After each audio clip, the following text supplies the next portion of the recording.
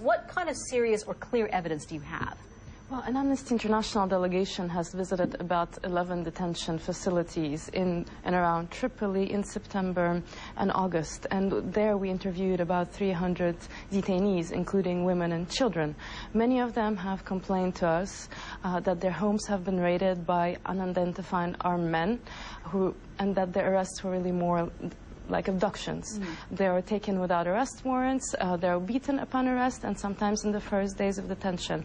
They are beaten with whips, sticks, belts. Myself, I was sitting in a detention facility and I could overhear the sounds of whipping and a detainee screaming in pain. So seriously, the National Transitional Council needs to take very swift action to put an end to such abuses and really turn the page on torture and ill-treatment, which were the hallmark of Gaddafi's regime. We're in a situation here in Libya where it is still, no one knows who's in control at this point. The National Transitional Council is saying that once Sirte is captured and falls to them, then the country is liberated. So right now, it is still an ongoing battle for the country right now. So when we talk about justice and human rights, those are things that will also fall within the cracks at this point, will they not? Well, we hope not. But realistically speaking, they do.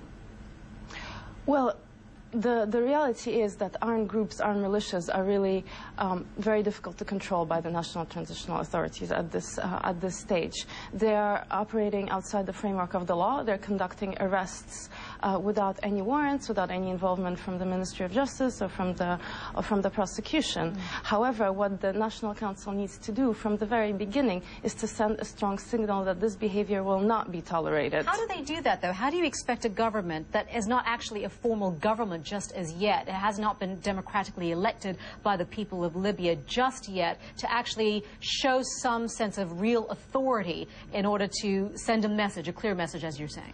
Well, the NTC has been recognized as the legitimate representative of the Libyan people, domestically as well as internationally, so they do have a duty to uphold human rights. They have publicly committed to us as Amnesty International, but also to the international community, to build a different country, a country that is based on the fundamentals of the rule of law and human rights. So from early on, they need to stop this kind of behavior so it doesn't become entrenched.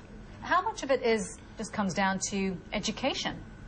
Well, certainly when you've lived through 4 decades of such abuses, complete impunity for torturing opponents, for disappearing people, for killing civilians, it's very hard to change that. And that's the role of the National Council, to really signal that this was not going to be tolerated. Just a small example, we've spoken to several guards in detention facilities who've admitted to us that they beat detainees to extract confessions. They don't see a problem with that. They see that this is completely normal. It's culturally ingrained. So this is the role of the leadership to say this is not normal, this shouldn't be normal. Libyans took to the streets on the 17th of February to demand change.